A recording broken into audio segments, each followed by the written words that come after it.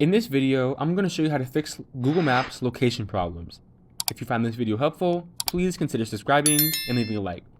So the first thing to do is actually to open up your Google Maps, and then you want to click on the bottom right, and this will show your exact location. So if it doesn't show exactly where you are, there are a couple things you can do.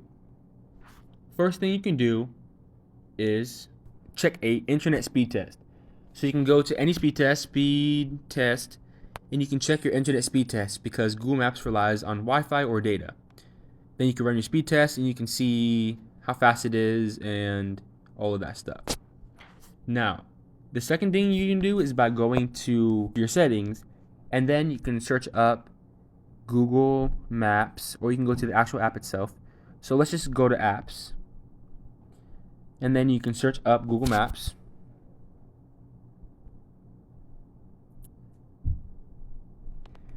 And then you can go to permissions, and then make sure your location is on. And if you have the option, press precise location. This will not use an approximate location, it will use the precise location to make it more accurate. Then if all else fails, you can delete or reinstall the app again, and make sure you download any updates that you have. If you find this video helpful, please consider subscribing and leaving a like.